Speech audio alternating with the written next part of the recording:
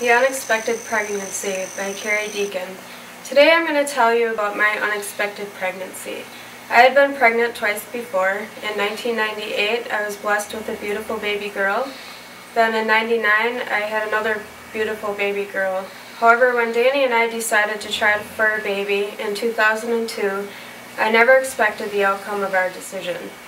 It wasn't long after we decided to try that I felt as though I was indeed pregnant. My friend Lisa and I went and got a home pregnancy test. When the results were ready, we were not able to tell if it was positive or negative. I had to take it to the local clinic before I knew for sure that it was a positive result. The next step was to make a doctor's appointment. I knew that unless there was a reason, I might not get an ultrasound. I decided that when I went in to see her, I would act as if I wasn't sure how far along I could be to ensure that she would let me have one. My doctor said that I measured around 13 weeks at the time and said that I would have to get the ultrasound to get a due date. I was extremely excited. With my first pregnancy, she had said there was no reason to have one, and I never did. With the second pregnancy, I did get to have one, but it was because my doctor was also pregnant and delivered before me. That meant at 8 months along, I had to find a new doctor. I had recently moved, so the doctor I found wanted to do the ultrasound to familiarize herself with my pregnancy and make sure everything was okay with the baby. Now that I knew for sure that I was pregnant and the ultrasound appointment was made, Danny and I had to try to figure out how to tell his mother. We knew she was not going to be thrilled with the news. We decided it would be best to wait until after the ultrasound before we started to tell everyone. This was hard to do since she lived right next door and we saw her almost every day. We managed to keep it a secret until the day of the ultrasound. April 1st was my ultrasound. Yes, April Fool's Day. When we walked in to register, the lady behind the desk was someone I had never seen before, but she knew Danny. She was the mother of his best friend. She said to me, "So I heard I'm going to be a grandma." I thought to myself, what? Then I found out who she was. I had been in class with her son. I was worried about how long she had known and who else might have already known because of it. However, I couldn't think too much about that because I was on my way in to have the ultrasound that I had been anticipating for almost a month. During the ultrasound, everything seemed to be going as planned. I could see the baby on the screen and I was blown away. It was incredible. Then the ultrasound tech asked the question that would change everything. Do twins run on either side of your families? I almost fainted. My brother and sister are twins, and Danny's sister also has a set of twins. That's when she pointed out that what we were seeing in the picture was not only one baby, but two. How could we not have thought of that? I had already decided that I must be having a boy because the difference in how much sicker I was with this pregnancy than the two prior. Now it was making more sense. I of course asked if she was pulling a joke on us, but I could see that she wasn't. She gave us pictures to take with us and we walked out stunned.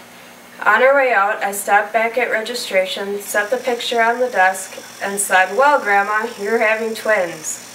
She was not the only one we needed to tell that day. As I mentioned before, it was April Fool's Day. Now it was also the day to tell everyone not only that I was pregnant, but that I was having twins. This was not going to be easy. The phone calls I made all turned out the same. No one believed me. It had to be a prank. They couldn't see the picture. However, even those who did see the picture could be sure I was pregnant, but couldn't tell that there were two until we pointed it out. The only one who did say it looked like there were two was the brother-in-law that had twins himself.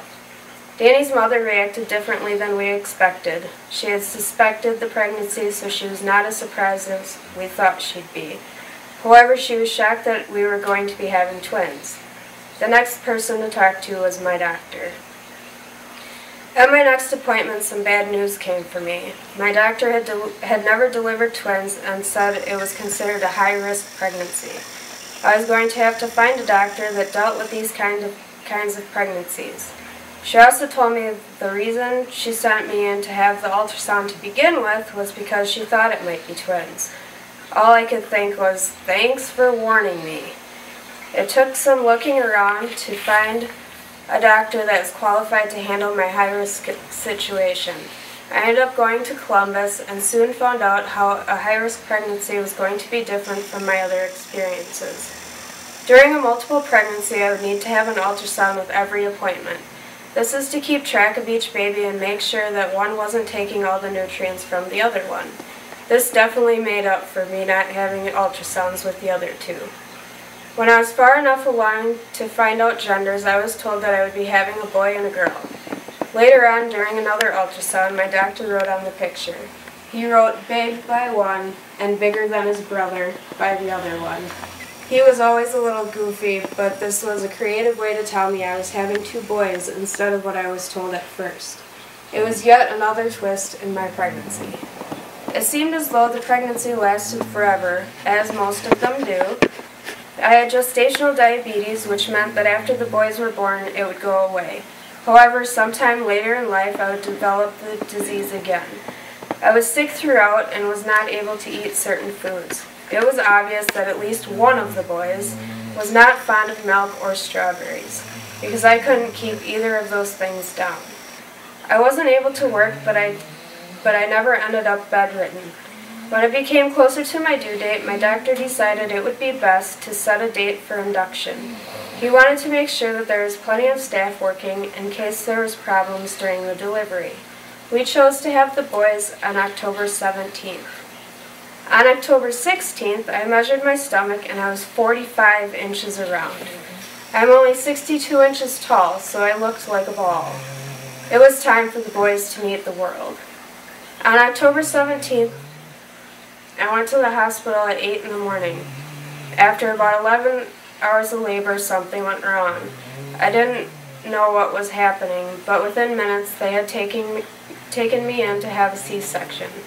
I found out later that the first boy had his umbilical cord wrapped around his shoulder, which was making it impossible for him to come out. At 7:37 at night, he was born at 6 pounds 7 ounces.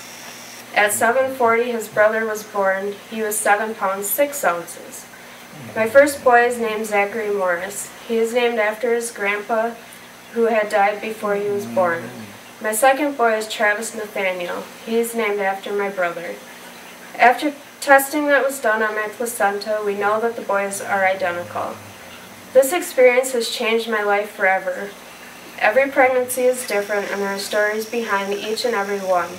However, whether that pregnancy is planned or unplanned, nothing could possibly prepare parents to learn that they are having more than one. I personally learned that lesson in 2002 on April Fool's Day. Thank you.